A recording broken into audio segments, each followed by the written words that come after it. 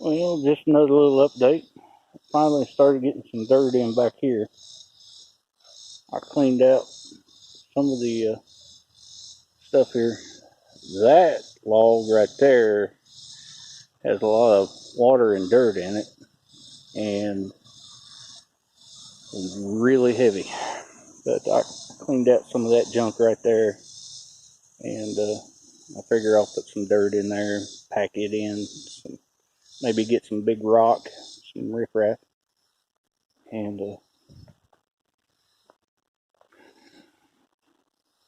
know, try to sturdy it up.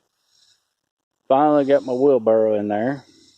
All I gotta do is go up to the top up there, dig some, throw it down. But the first time I did it, I filled the wheelbarrow all the way up. I ended up having to shovel back out of the wheelbarrow, and I can only haul like maybe less than half a load of the wheelbarrow because that dirt's heavy. I didn't realize it was going to be that heavy. But that silty loam like that, and got a lot of moisture in it. Probably if it was dry, it'd be a little bit lighter, but got all this stuff right here packed in around. It's not quite high enough up with that pipe yet, but I didn't want to make it too much higher because I got to take a wheelbarrow up and over it to dump back here. But another cameo with my dog. But it's coming along slowly. It's going to be a little bit faster with the wheelbarrow there. Found out why that tree wouldn't come out earlier is because it goes all the way back to there. It was a big tall cedar. It's up underneath the dirt. So now that I'm digging out from underneath of it, yeah, it goes all the way right back to there and all the way right up to there.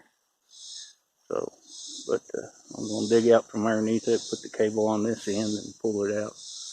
But still got to get that big one pulled out of there. I figure I'll get that one up with that one, pull them both out at the same time, and that'll do it. But slow going, work progressing. It's hot out here. It got up over 93. The heat index, I think, was up over 105 today here in south central Kentucky. Not that I'm going to agree with the global warming folks. Uh, there's a lot of people out there that don't understand how weather cycles work, and it's you got to think bigger. You got to think galactically how we operate in the galaxy, not just in our own solar system. Has nothing to do with what we're doing. There was more CO2 in the air back when the volcanoes were erupting. CO2 is good for the trees. Trees eat it and put out oxygen for us. So more CO2, more plants. And you can definitely see the vegetation around here. It's growing. So yeah, the global warming folks, I don't agree with them, but yeah, it's been hot, but we're at the end of our 11-year cycle.